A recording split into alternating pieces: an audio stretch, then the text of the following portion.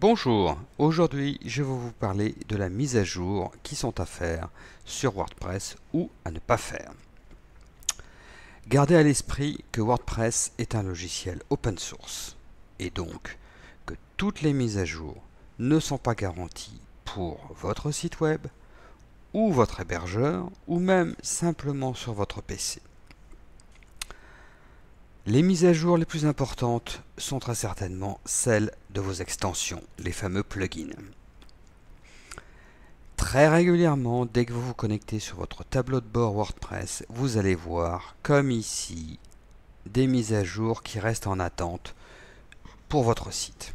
Faut-il les faire? Ne faut-il pas les faire? That is the question. Mes préconisations sont très simples. Comme vous le voyez sur cet écran, deux plugins disposent de mises à jour à l'heure actuelle. Le premier plugin, ici, propose de faire passer de la version 4.1 à la version 4.11. Le deuxième, ici, propose une mise à jour de la version 9.6 à la version 9.7.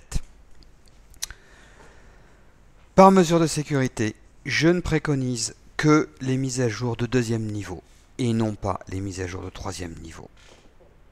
En clair, ça signifie que je peux faire la mise à jour du plugin Yoast SEO, mais pas de Akismet Anti-Spam. Pourquoi? Parce que ici, sur Yoast SEO, je passe de 9.6 à 9.7.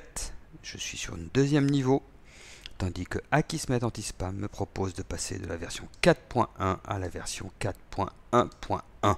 C'est une mise à jour de troisième niveau. En règle générale, les mises à jour de troisième niveau ne sont que des mises à jour mineures.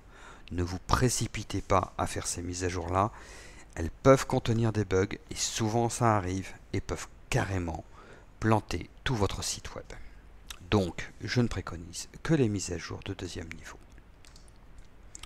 Et surtout, sécurité oblige, n'oubliez pas, avant de faire une mise à jour, vous sauvegardez votre site. Une fois que la sauvegarde est faite, vous pouvez commencer les mises à jour, mais comme je vous ai dit, uniquement les mises à jour de deuxième niveau. C'est tout pour aujourd'hui. À bientôt pour un prochain tuto.